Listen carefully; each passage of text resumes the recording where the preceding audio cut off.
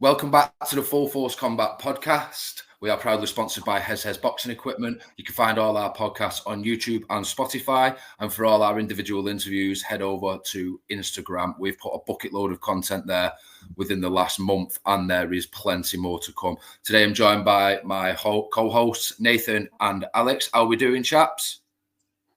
All good, yeah. I mean, had a great weekend of fights. UFC 311 pretty much delivered, and we've also got a new co-host as well. And Alex, how are you doing? Yeah, I'm doing great, guys. I'm doing great. Yeah, excited to be a part of it. Thanks for the opportunity, guys. Really appreciate it.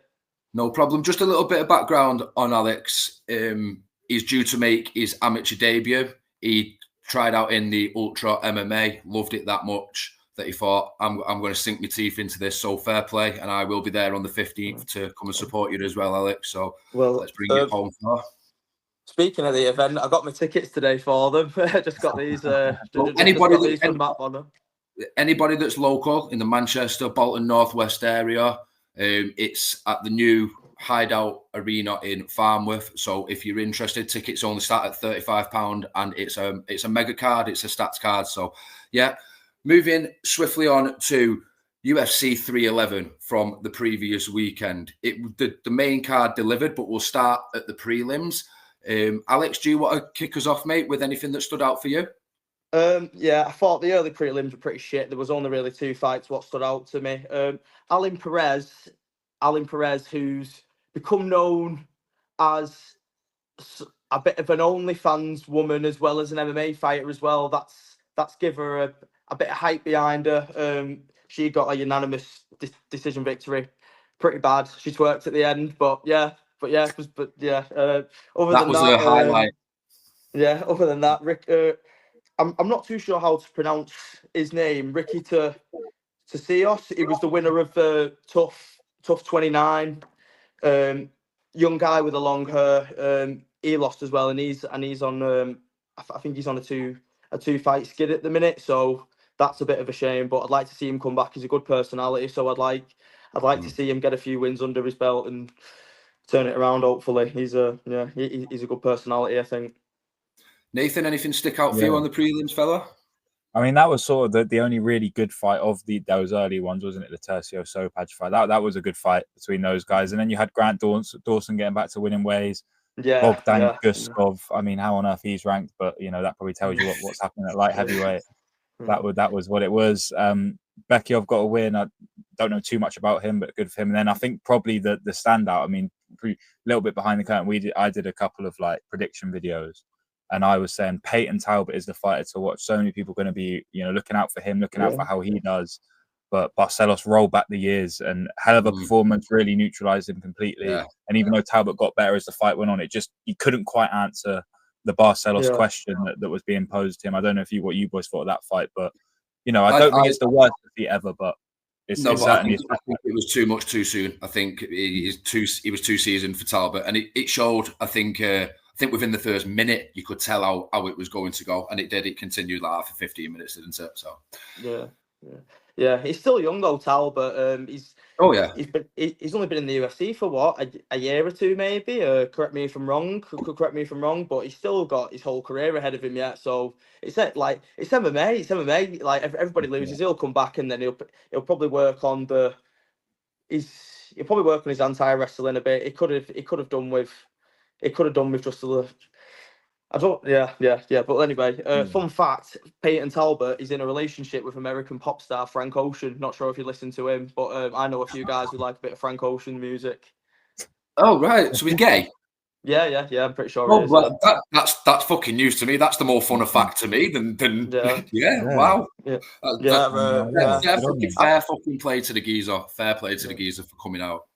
But with that said, on his defeat, it's probably better for him to be beaten by someone of the caliber who he was beaten by, rather than someone who's at a similar spectrum in the career, similar stage in the career. Isn't it? It'll take a lot more than that. It'll take a lot out of that, should I say. And moving on to the main card, Gelson Almeida. He was on my, what the Americans call parlay. We call them accumulator. Jesus, straight out of my head there. Yeah, and I probably was one of the few that had him on to get a KO finish, which he did, and he looked spectacular, beating number 7 ranked Sergey Spivak. What's your takeaways from that fight, Nathan? Yeah, Almeida's an interesting one because he's done very well, and like he's definitely built his name up over the last few months and this last year, but without really actually impressing a whole lot. I mean, that Derek Lewis fight, people might look back and say it was impressive, but it wasn't really that at the time. It was just boring. That was the issue with Almeida, that he's just a bit boring. His style was just, he didn't tend to do a whole lot on the ground, which was the encouraging thing from this fight against Spivak. And I'm not so high on Spivak as sort of like a top 10 heavyweight guy, but he took him to the ground and he won via TKO, which tells you that he's already doing better than he has done in previous fights.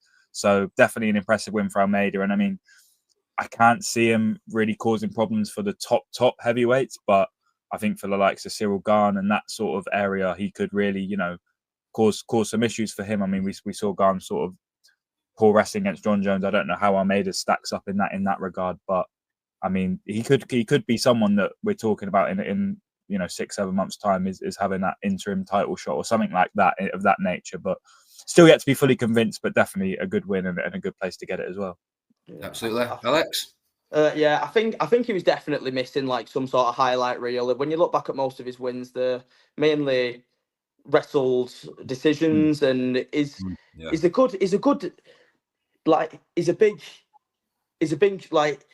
a big strong guy. He wrestles well. He just needed some sort of highlight to give him that push and get him into people's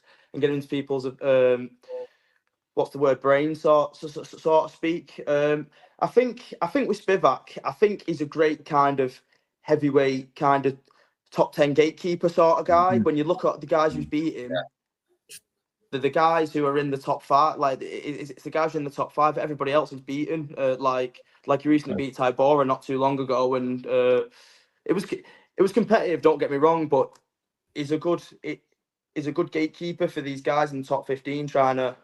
Even though Tybora has been around for ages, don't get me wrong. But what I'm saying is Spivak can still hang with the best, but if you're not the best, you're not getting past him. That's what I'm trying to say. Because you get what I'm trying to say. But yeah, I think in the first round was a really good display of MMA. Both guys getting takedowns. Spivak getting the first takedown in. He got a bit of a judo throw, or maybe I think it was. I can't remember if it was a judo or a whizzer throw. I can't think properly off the top of my head. But both guys getting reversals. And on the feet they weren't really doing too much, so to speak. But I think now with Almeida you can start kind of putting him with these bigger names, so to speak. I think you're testing me like a Sergey Pavlovich. Cyril Gane, he called for that straight after. I think that's the one, mate. To be honest, I think Cyril Gane batters him. Yeah, he's straight out there. Jesus. Yeah. I'm with Nathan. I'm still yet to be convinced, but I think the aforementioned names, Gane, Pavlovich, someone like that, will be able to know a lot more. Then we'll definitely be able to know a lot more. But with that TKO KO finish, it sort of helps him out a little bit because, like he says, he's a mad grappler, BJJ, and it's sort of adding to his all-round game. So yeah, I'm with Nathan. Like I said, I'm still to be convinced, but I would like to see him obviously now with a higher ranked guy. Moving on to the next fight, which was, or was it the one before it, or was it the one after it? Was De Ridder and Holland before the Almeida and Spivak fight? I'm pretty sure they was the opener. It is, because I've got it on now, and the Almeida and Spivak fight's just come on, funnily enough. So yeah, De Ridder, is it that his second or third UFC fight since joining from one championship? And that was some hell of a statement. I know Kevin Holland's been around and he's got double-figure losses, but that was one hell of a statement, wasn't it, lads? Yeah, De Ridder's got 2 good wins now. Masher GM3. What's it? Yeah, yeah, and now he's beating Holland. He's only a couple wins away from he's only a couple wins away from the top 15. Like, you know, I'm not sure what you think of that, Nathan. In those two names of Kevin Holland and GM3.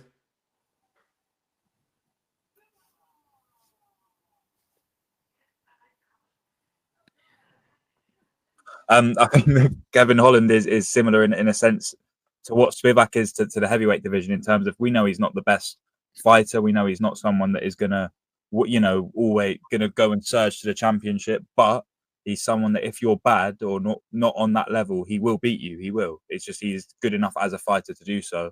And so he was always going to pose a test, one that Derrida passed smoothly. And so, yeah, I genuinely think probably the next fight you're looking at.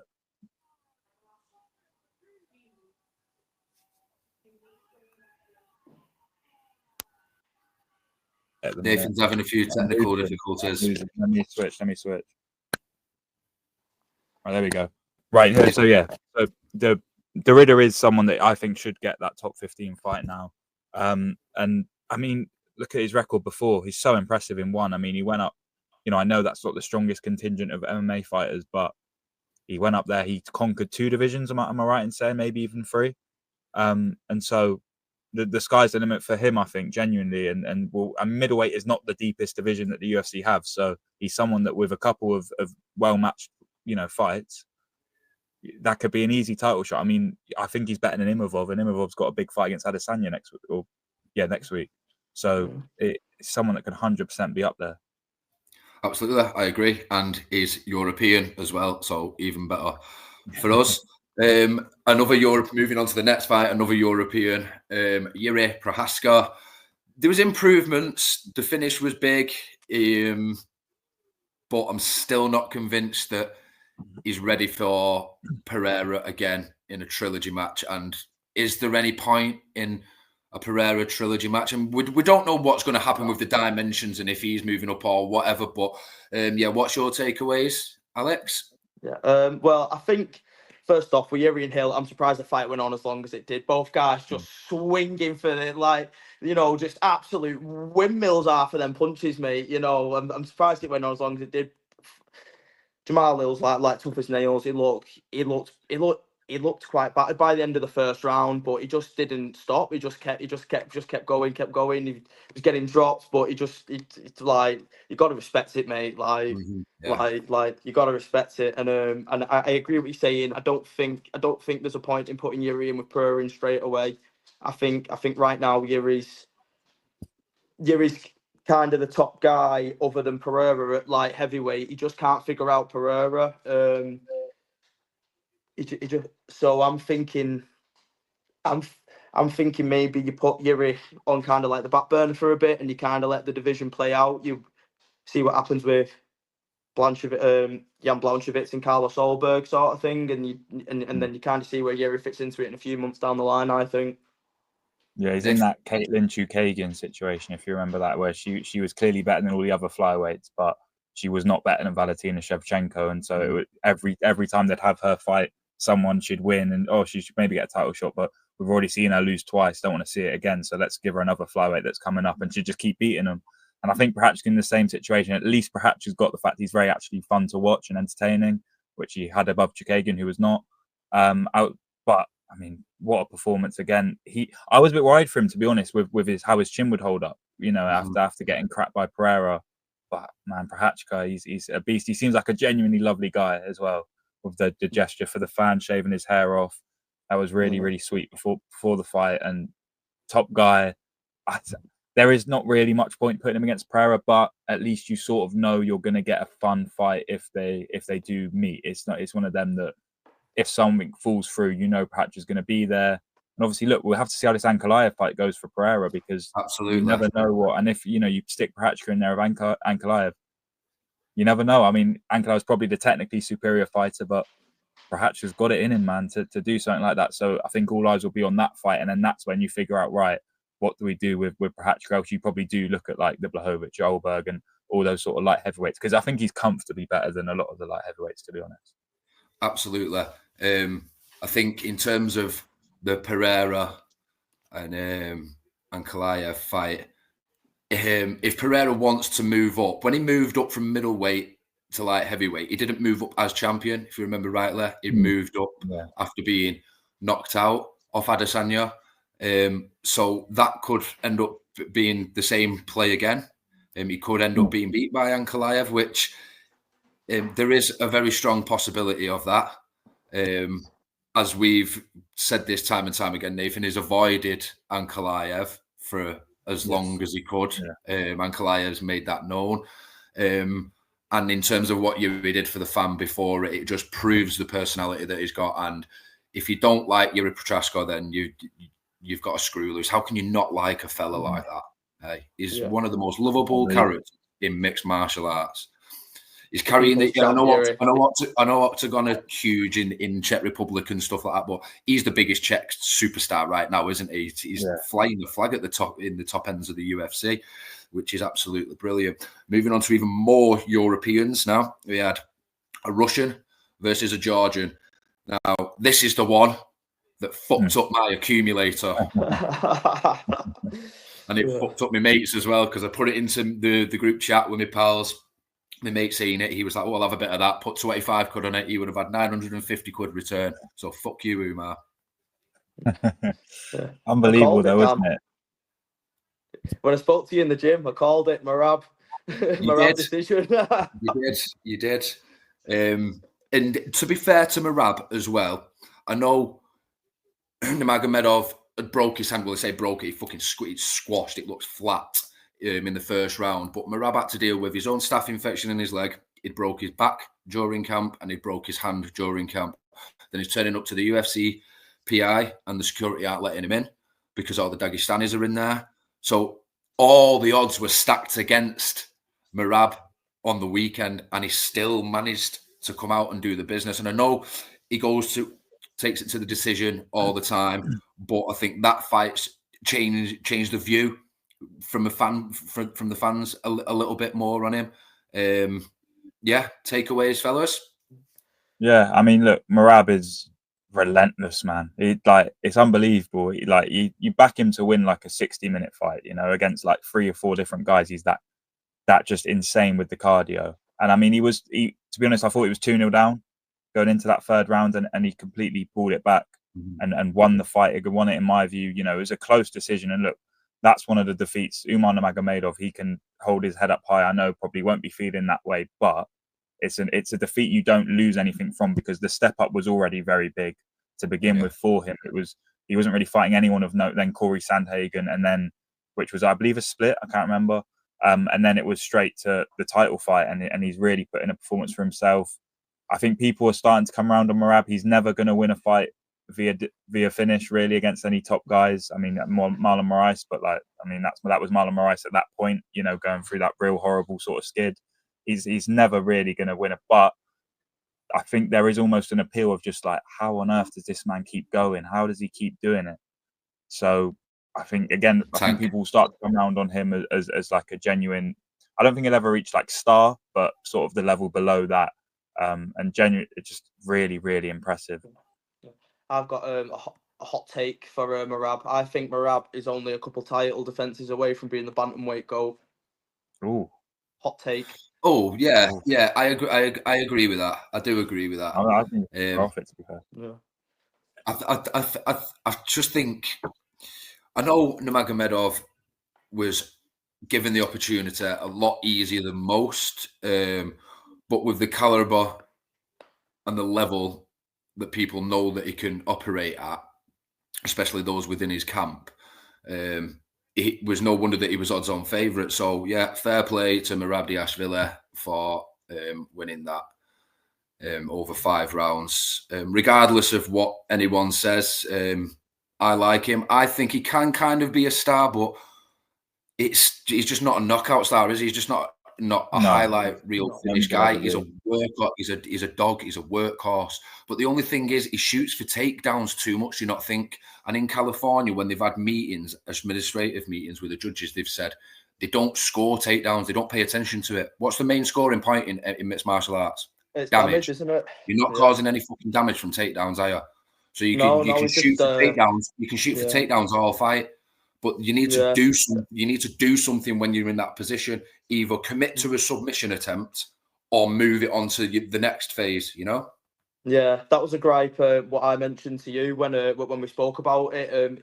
It kind of stalls out fights a little bit, like like against O'Malley. Is the first kind of 2 minutes, nothing really would really happen, and then for the last few minutes, he'd kind of just sit on him, hold him there, just keep him there. Keep him there. Knee to the inner thigh. Like that was one of my gripes against Merab, but just the pure thought of this guy just in your face constantly, just working. Like I can't help but respect it. Like his gas tank is something else, mate. Like I don't know what steroids he's taking, but bloody hell, like, well, you know what I mean? He's probably not but he's a freak of nature, mate. He's an absolute machine. Yeah. So what's next? Is it the O'Malley fight? I think Dana's already said that's going to be it. And O'Malley's a superstar in his own right, isn't there? The weed smoking, wig wearing, sunglass on his head, like giving it large all the time. So I think a rematch for them. I think they can build that up into something spectacular. I think that could be a really good. I wouldn't say the best bantamweight fight of all time, but it's certainly going to be up there, especially in terms of build up, because they're two totally different styles as well. Yeah. I have a 2-fight plan to milk the bantamweight division for everything it's got at the minute, right? So obviously with Merab, there's kind of not really anybody clear at the minute, but there's two people, right? So you have Peter Yan and Sean O'Malley, right? So you milk it, you book that. I think you book O'Malley Peter Yan #1 contenders match. That would sell a pay-per-view on its own, like. So I think you milk that fight for everything it's got, and then that's going to build so much fight for someone to try and get revenge on Merab. And so you don't have to just kind of use Merab. You use Peter Yan or Sean O'Malley to kind of take the audience on that journey of let's get the belt off Merab, because more people are going to think, oh, we don't want to see that. We want to see Sean O'Malley. We want to see Peter Yan. So then you get the audience involved with this #1 contenders on like a co-main or something, and then you just milk those two fights for everything it's got. That's interesting. I can see your point of view. What's your take on it, Nave? I like that, because that was a very divisive fight when it happened the first time, O'Malley Yan. So that's like a pay-per-view co-main, like built for itself, and you stick any title fight above it. That's probably the fight people are really tuning into. I mean, if you want to keep Merab busy and Nurmagomedov's injuries aren't so bad, fuck it, book a rematch. It was a good enough fight. It merits it. Because there isn't, to be honest, there's not really anyone outside of that that's showing themselves as a full-on contender at this current point. So so you either do the Sean O'Malley, which the thing is, I think they'll just do the O'Malley one because they're so big on O'Malley being the champion, that they want O'Malley to be the champion. So they will put him in that fight rather than wait for Yan. I guess the other thing would be if Merab does beat O'Malley, you just give him Peter Yan straight away. I mean, he's clearly, he showed a lot of improvements in that Figueiredo fight, and especially when it comes to starting off better. And that could serve him well against Merab. And so, I mean, it is a bit of a weird stage for the bantamweight division because it's so much talent, but no one's really like surging at the moment, bar the champion. So it's in an interesting position. We'll have to see how it plays out. But I imagine O'Malley will be the next title fight. Could you see Diaz-Villar moving up to 145 eventually? I hope not. I'm sick of all that. No. But I think probably. But then I don't know what his relationship's like with Topuria. Yeah, he's got a good relationship with Topuria. He's got a really good relationship. There's a few videos of them hanging out together when they've been on the same events and stuff, and like they're both Georgian, and Georgians are really patriotic, So I don't see them doing that. And plus, Merab didn't fight Aljo because Aljo was his mate, so I don't see him fighting.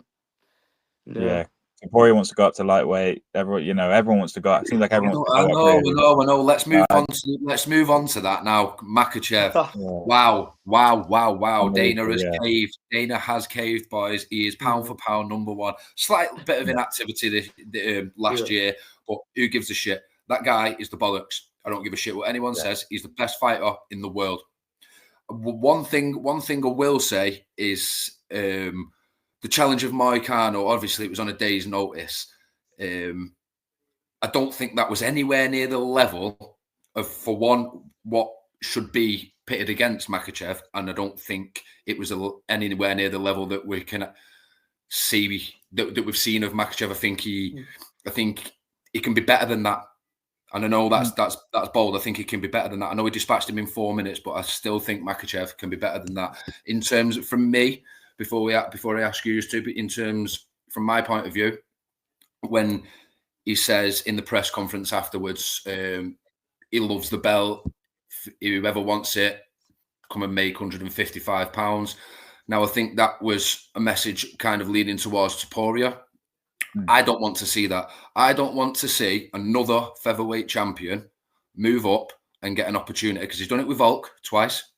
Obviously, the second time was on 12 days' notice. Regardless, he's still give the opportunity to the champion in the lower weight class to come up. Makhachev, you look around at lightweight, there is probably a few challenges that are creeping in on the way, but nothing immediate. I want to see Islam Makhachev move up to £170, as he talked about. I want to see him with the winner of Shavkat and Bilal. I think that'll be Shavkat. And I just think it's his time, and he's earned the opportunity, especially being pound for pound number one, to be able to go up and challenge the champion at £170. If he wants to move up after that and go and challenge the champion at 185, which will either be Dricus du Plessis or Sean Strickland, I'm happy with that as well. I don't know about you two fellas, but I want him to move up. I think he's done with that lightweight division. He's got the most UFC title defenses now. I think he's done with it. Yeah. Do you want to go first on that on that one, Nathan? I've got a few takes. Yeah, of course. I've got a few. Of course. Do you know what? I thought Moicano gave a good account of himself against Makhachev. I mean, that it was such a big challenge and such an important moment in his. You can see how gutted he was after. But I don't. Again, it's another loss. He comes out of that with sort of nothing but probably good credit in the bank for future fights. Obviously he managed to get some good shots off on him, of course. Yeah. But yeah, Makhachev is he's the best fighter in the world. It's undoubtable. In terms of what I think, because I don't really like, and to be fair, I don't know. It depends how much Makhachev's taken advice from Khabib, because Khabib never really went up. He never really flirted with welterweight, apart from just talking. So I'll be intrigued to see what he does. But there is sort of a lack of options there. It's such a shame it happened like that for Sarukin, because that probably is the fight because that is probably the toughest fight he would have at lightweight now. But the way it happened, him pulling out a day before, regardless of how bad the injuries were, they're going to probably make him fight again. We know that the answer to him, Oliveira, I mean, you can do the winner of sort of Dan Hooker Gaethje, but again, you probably know the answer to that. So yeah, probably the toughest fight for him is at welterweight, but I sort of like the idea of him just being this unbeatable lightweight champion. I don't know. I sort of like that idea of him just staying there and just every challenger comes and goes. But I also understand that can create a sort of bantamweight style, sort of there's not really anyone surging, and therefore the build up isn't as interesting. So I'd understand if you went to welterweight, but I think there's still interesting fights. I'd just let Sarukin have that fight again, but I doubt they will have the goodwill to do that for him. He's already said he's got to go back to the drawing board. Yeah. So I think there's not been details released of his injury. No one's actually given any details on it. Not even a clue. Something about his back. I think it might. Yeah, he said he couldn't stand up or something like that. Yeah. But if he genuinely couldn't fight and he couldn't stand up, then Dana would be like, yeah, right, you're next in line. Don't worry about it. When you're fit, you can get rebooked. So something more happened. I've seen a clip from the Ariel Helwani show. I think I don't know if it was earlier today or maybe yesterday, but he said it was. I'm not sure if I'm getting the name right, but like a sciatic nerve or something in his back from when he was cutting weight. I'm not sure if I'm getting the name of that right or the terminology right, but he said he said when he was cutting weight, his back, a nerve went in his back, and the doctor said, "Yeah, sorry, mate, you can't cut weight." But you don't know how true that is at the end of the day. And I agree. What was I going to say? Yeah, right. Yeah, I've got so much to say. I forgot. Well, fire away with these takes. You told me about this earlier. You said I've got a shitload of takes on the main event. Yeah. So fire away, brother. So right, we're money Moicano.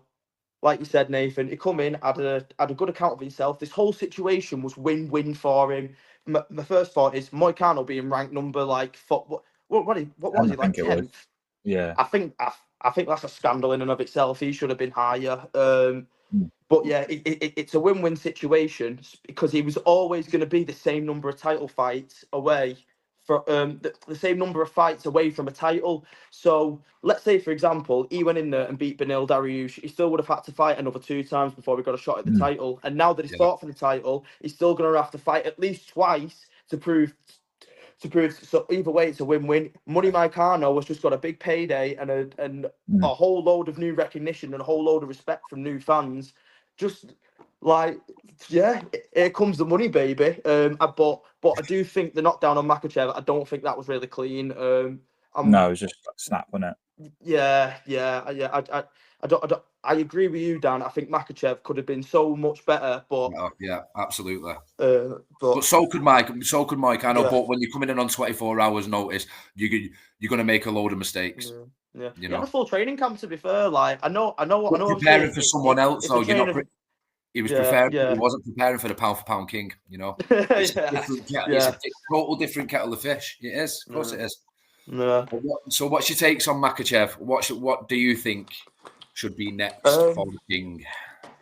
I think if Makhachev beats, I think he needs to fight Arman Sarukian. I think you're going to have to do Charles and Arman too. You're going to have to, even though the first fight was pretty close in my opinion, thinking back. So I wouldn't mind watching that again. So they are going to have to run it back. Hopefully Arman wins because we don't want to see Charles get smoked again. My soul can't take it. I can't see Charles de Bronx tapping out to Usman Makhachev. I cannot see it again. It broke it. So I think he needs to fight Arman. He needs to fight somebody else. I'm not sure who. Paddy Pimblett, if Paddy Pimblett has a couple fights, or just somebody fresh and new, and then he can take his throne as the lightweight GOAT in ahead of Khabib. I think actually, here's another fun fact. According to the UFC, he's the first fighter to defend the lightweight belt 4 times. BJ Penn only had 3. Apparently, I think BJ 4 times consecutively. Is it 4 consecutively or is it 5? Because I'm sure I've written 4 about defenses, it. 4 defenses, not winning it, just defenses. Yeah, so I've written about it. So was it Khabib, BJ Penn, and Dan Henderson? Was it that was on 4 each? Frankie Edgar or Benson Henderson, I think. Yeah, I think that was it. I think it was on 4 each, and he's overtaken them now for defenses. That's right. I think yeah. So that's what I mean about obviously this Sarukian fight. But if that's going to be 12 months away now, just move up because I'm with you. I don't want it to see the Brazilian get his head punched in again. I just don't feel like there's another challenge for him. I think Paddy Pimblett's good. I think he's high level, but I don't think he's ready for Islam Makhachev. He will say different, obviously, because you're going to have that belief in yourself. Otherwise, what's the point in fighting? But other than Sarukian, I just don't feel like there's a challenge there for him. He's even had, like I said, the long reigning, the greatest featherweight champion of all time come up and challenge him twice. Now it's his turn to be able to move up. He's the pound for pound king, you know? But after in the post-fight press conference, Dana was asked about 2 former Bellator names, which we are going to move on to that card in a minute. The 2 names in question are Aaron Pico and Patricio Pitbull. Now, I written about Patricio Pitbull, and me and Nathan are both in agreement with this. We'd love to see him in the UFC. I think it's this similar sort of mirror to Michael Venom Page when he joined last year. Similar age, similar run in Bellator, big profile outside of the UFC. And I think there's loads of fights, whether he wants to be at featherweight or lightweight, I think there's loads of fights. What was the fight me and you said last week, Nathan? Max Holloway. I'd love that. You could make that fight like that, and that would fucking sell. That's huge. Dana says that they're going to have a meeting and discuss Pitbull. But with Aaron Pico, they definitely fancy him. So we will see at least, if not 2, we will see at least 1 of those in the UFC next year. Would you like to see Aaron Pico in the UFC as well as Patricio Pitbull? I'm all in on Pitbull, man. I need to see him in the UFC. I mean, I don't know as much about Pico, to be honest. Pitbull's fantastic. He's so good. He's so good. And he would genuinely be a real contender in that division, especially with the fact Topuria's dominated Holloway, he's dominated Volkanovski. That's 2 fights there you can just make very easily, and then you can also just do the Topuria fight as well.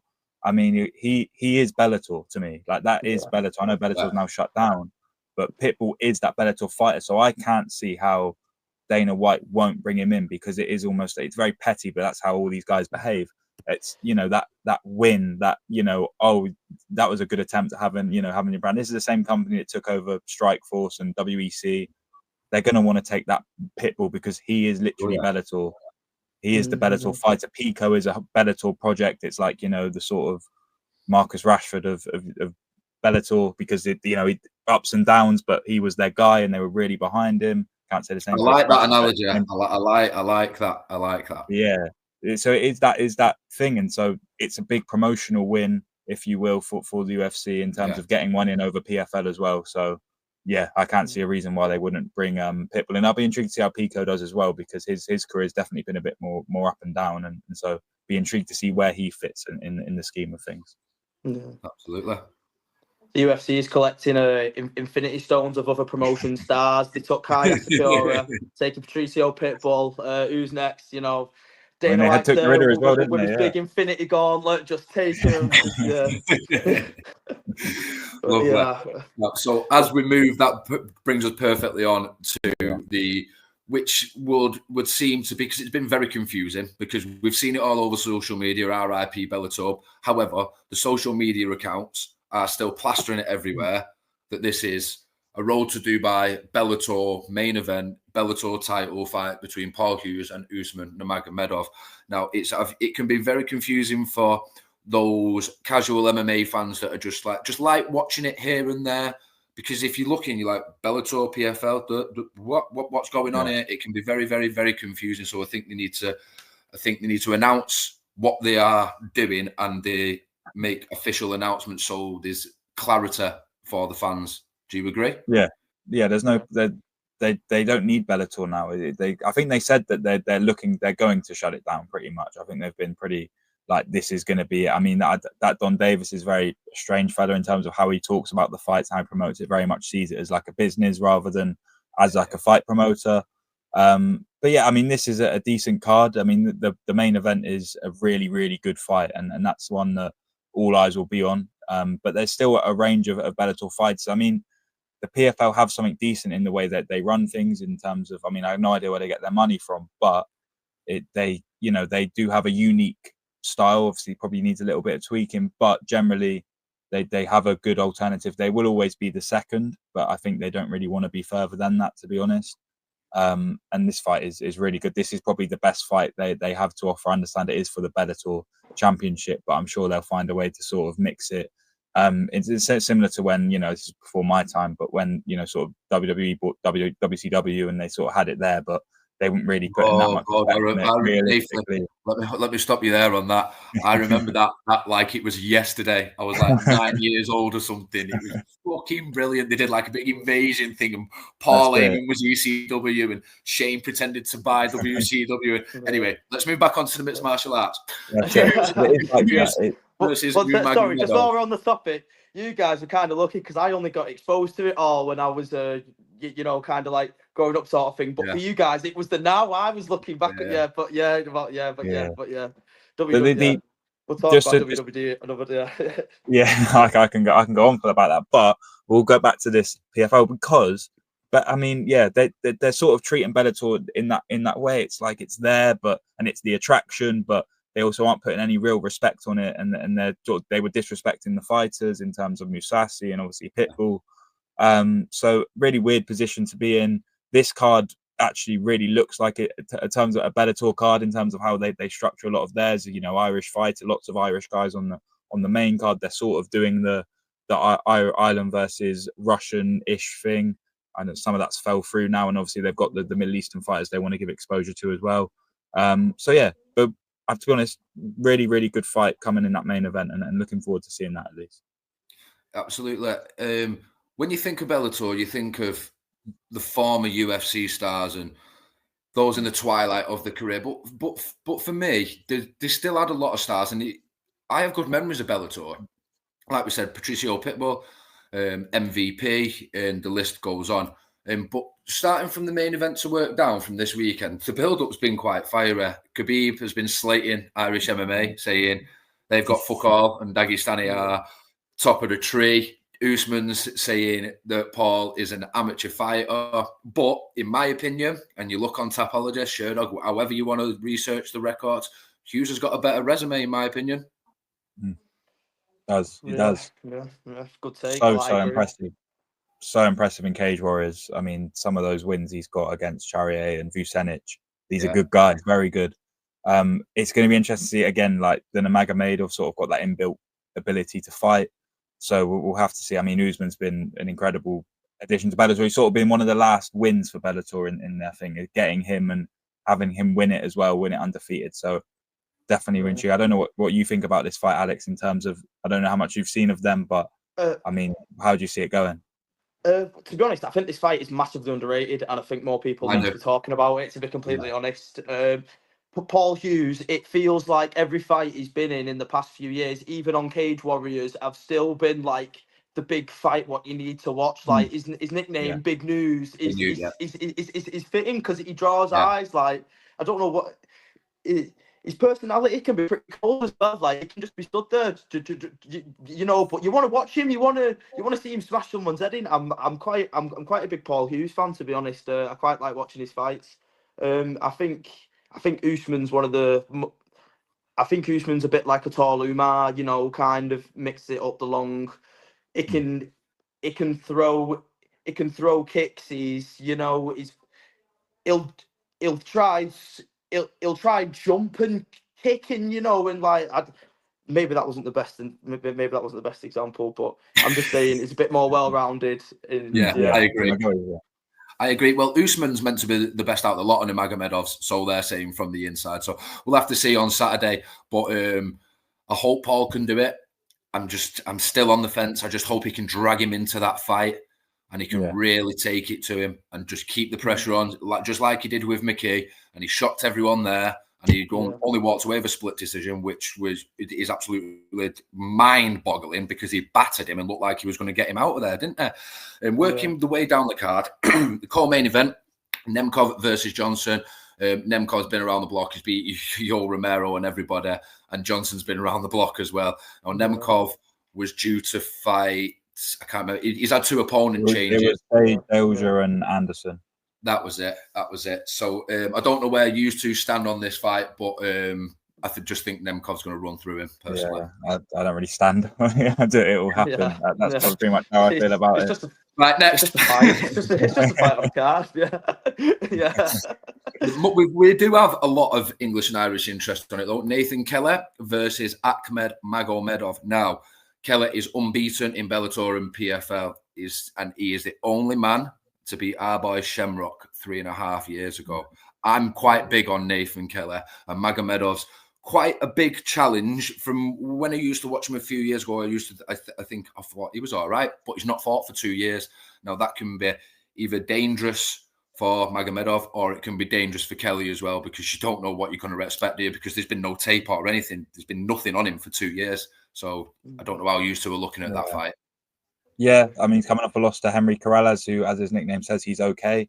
And that isn't a great defeat. But I think it'll be interesting. I mean, the Russians, you know what you're going to get. You know you're not just going to be able to run them over, especially the guys that have built their record up. You're never just going to. It's never going to be an easy day against these guys. So I mean, we see. But this again, if he's got some impressive wins, as does Magomedov, that will be a good test. And to be honest, in terms of how PFL structure things, probably the winner of that may find themselves in a nice little position to get into the season, or at least get into that Europe thing if they're still doing that. So that's probably a fight with permutations in terms of getting yourself, if they are just going to go full into the PFL, that's a fight that they're probably watching going, right, this guy's going to be a part of it. And if they both put on a great show, then why not both? Yeah, absolutely. Your takes on it, Al?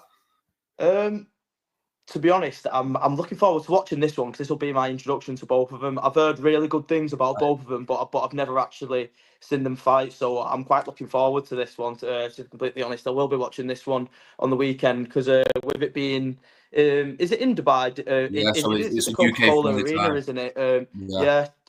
Yeah. So that's perfect because I don't have to stay up till God knows what time in the middle of training camp sort of thing. So I can watch it at an half decent time. So I'm looking forward. I'm looking forward to watching that fight. Absolutely. And Dan, I'll just interrupt quickly, just because I feel like you'll know the most about this guy, and just reading up quickly on his record. I'll be honest, I don't know a whole lot about him. Ibragimov. I mean, talk to me about this guy, because he's coming in 8-0. Wow. His record looks very impressive. I want to hear more about him, because that'll probably be mine. I don't know about you, Alex, but that will be my introduction to him. Jesus, right. Well, put it this way. He's scarily good for any opponent that is ever going to get in a cage with him. The lad is 20 years of age. He's had 15 fights, amateur and pro, and blitzed everybody that he's ever been in there with. He's done a lot of training at Manchester Top Team with Carl Prince, and I got a quick word with Princey about him the other day, and he just expects a dominant finish. His opponent is live, Irish, Kenny Mokoana, I think I've pronounced that right. However, he's been inactive for 2 years as well. So it's probably just a case of a quick keep busy fight, so to speak, for Ibrahim. But when I asked Prince, what does Ibrahim's 2025 look like? Will there be a European Championships or anything like that? There isn't, as far as he's aware, there's no PFL featherweight European Championships. But if there was to be, he'd have to be at the forefront of that. The lad's 8-0 in the professional ranks. He's 20 years of age. He's 20 years of age, mate. It's scary good. He's done all this camp in Dagestan with Khabib, and Khabib will be cornering him again. And like I said, I know Kenny's been inactive, but that could be it is one to watch. It most definitely is one to watch. We have got plenty more English and Irish interest on there. But before we move on, have you seen much of Ibrahim, Alex, or anything at all? Nothing. I've not seen much of it, but I've heard great things. So I'm looking forward to watching that too. I've not seen anything of Kenny, his opponent. But from what you hear, you'd expect the same again, another dominant performance. But you never know. It's MMA, and that's I'm looking forward to seeing. I'm looking forward to seeing him work, definitely. Yeah, I'm really, really high on Ibrahim. So yeah, it is littered with English and Irish interest. So Mike Lefty Thompson, he's stepping up from UKFC regional scene. He's facing Akhtamonov, unbeaten. That will be a good fight. And Haider Khan, FCC champion 8-1. He's facing Rashid Nada, who's 9-3. So there's a lot of big interest on it for us this week. And for those that don't know too much about any of the fighters, it's a big chance to have a watch and sink your teeth into them guys. Not literally. Yeah, obviously not.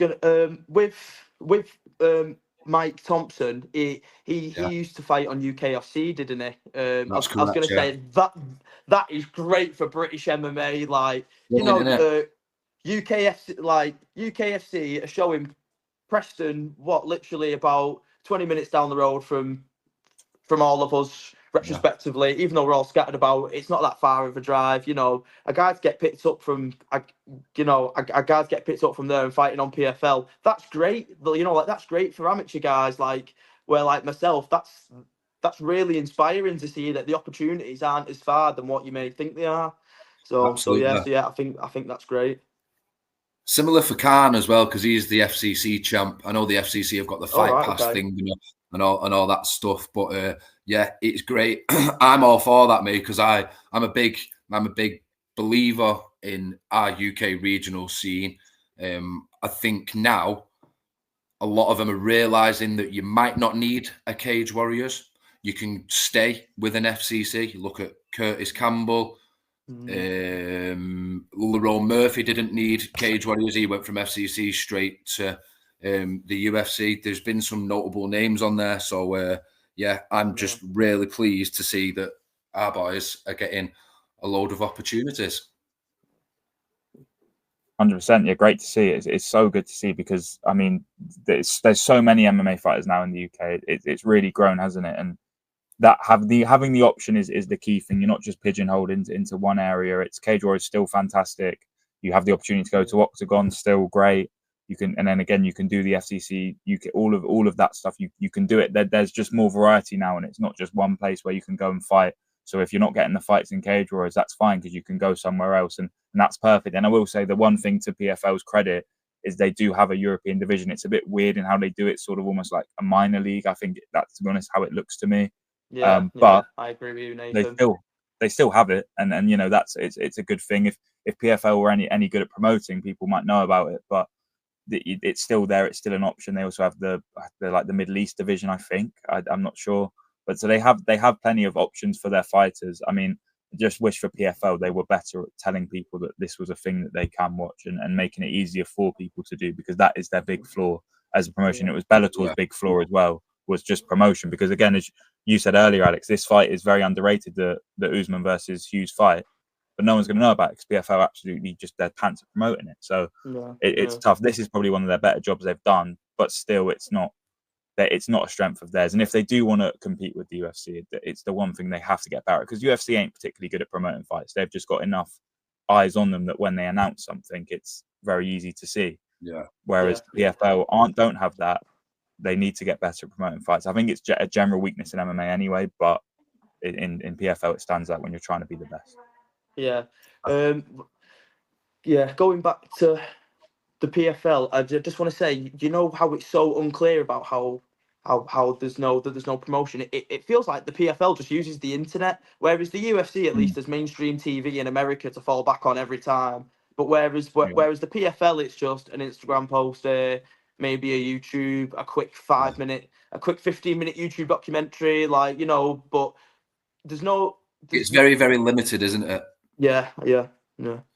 They need to take a page out of Octagon's book, who I am high on Octagon, and they are absolutely relentless. The way they promote their fighters and storytell, it's second to none. They're unrivaled of it at the minute. But talking about the PFL system, so the Middle East and North America, that's the MENA cards, isn't it? Then you've got the European leagues. The winner of those gets to fight in the World Championships. We've seen it with Dakota Ditcheva previously, and we're about to see it with Manchester's Lewis McGrillen. There has been a couple of changes, though. I don't know how aware you two are or how up to date you are with them, but the prize money has been halved as well, so it's no longer $1 million. It's 500. It's slashing it. Because everybody knows that they're burning money, aren't they? So it's like just referring back to the World Championships. I know it was in Saudi, and Turkey will just fucking throw his money at it willy-nilly because he's got it to burn, literally. But $6 million all on one card, and there was about 1,000 people in the arena. Yeah. You know? Yeah, it sucks. It sucks for the fighters, man. That's the thing with the PFL. That's what makes it, it's a great option for fighters, because there's a chance. I know it's probably not exactly $1 million, but I mean, you're not going to sniff at like 750 grand. So it's still unbelievable. So that opportunity, and just having the tagline of 1 million is a great thing. And I'll never be quiet. I think fighters should be paid more, and that was an opportunity, for them. But it's like any corporate, anyway, they know, and I don't know how they've got the money. I didn't know how they had the money in the first place. Same with Bellator. I don't really know how they were making, and it's probably why they've shut down now. And same with One Championship. No idea how they make any money. So a lot of promotion, I've got no idea how they make any cash. PFL just suck at promoting. Don Davis talks about it like it's a business that he's just trying to get and sell. I wish it was better. I do wish it was better, because look at the guys Octagon is selling out cards with. Like, no, these guys are great fighters, but look at the guys. Like, these aren't the biggest names in MMA. They don't need an ex-UFC guy to sell out cards. It's insane what they can do with fighters that are high level European fighters out there. Yeah. But they're high level European. These are better than regional, but it's that level. It's nothing to go crazy about. But there's 60,000 people in the arena. Why can't PFL do that? Awesome Octagon, it's so good, good. I love it. It's just such a difference, and I think every MMA promotion in America can learn from what Octagon are doing, and that's not even on some because we've got a relationship with them, we've been to some of their events. Like, genuinely, you look at the guys they're selling out arenas with and wonder how you can't do that yourself. Like PFL have some of the best fighters in the world, and they can't sell nothing out. It's crazy, isn't it? It is absolutely crazy. Just before we leave it, Alex, how has training been? You've been in the gym tonight, haven't you? Wednesdays? Yeah. I've been in tonight. I just thought I'd put my nice clothes on for the podcast. You see, boys. You know, I thought, gotta look fresh for the debut episode. You know, can't be coming in. Can't be coming in looking like nobody owns me. So I just put my work gear on. Nothing special. Just shirt, jumper, nothing. Yeah, but yeah. Been in training. Training's going well. Back again tomorrow. Just same. But it's 3 weeks till my fight. Not long at all. It's come by really quick. Looking forward. Just really excited now. Yeah. I've got 20 tickets here. Got 20. Get on me, people. But yeah. I'm looking forward to it. It's come around so quick, and I'm confident I'm going to perform well, and I'm confident I'm going to win. That's how I'm. So I know we said it earlier, but where's the fight taking place? Where is it? What? It's in Farmworth, the Hideout. Yeah, that's it. It's called the Hideout, Nathan, in Bolton, in Farmworth, in Bolton. It's fast becoming the small hall mecca of sports, because they've had boxing, Muay Thai, and several MMA events. They've had loads. They've only been open a year. You have you been there before, Alex? No. I've never been. You'll know what I mean when you walk in, and you'll know what I mean when I say it's like the small hall. It's like the mecca of small hall. It's unbelievable. Yeah, it's unbelievable. You'll enjoy fighting there, mate. Yeah. Well, to be honest, I've had lots. Sorry, Nathan. I was going to say, because if you made it this far, you may as well buy tickets to this event, and you may as well watch Alex fight. So how can people get on and buy tickets for it? Well, they can message me via Instagram, AlexSmith02_, or they can just comment in the subscribe and comment below if you want a ticket. That's what you need to do. You need to like, comment, and subscribe. Yeah, 100%. Love that. Yeah, lovely. Thank you very much for this evening, fellas. It's been great to chat. For those, like I said, that are watching on YouTube or listening on Spotify, however you're intaking this podcast, don't forget to head over to our Instagram, and you'll see all our individual interviews over there. There's been some good stuff this week. Just before we finish as well, I forgot to mention, this totally slipped my mind, the Paddy the Badder and Dennis the Menace beef. Mate. It's been great, but I think we'll do a little separate video on that tomorrow. So head over to our Instagram for bucket loads more content, and tune in again next week.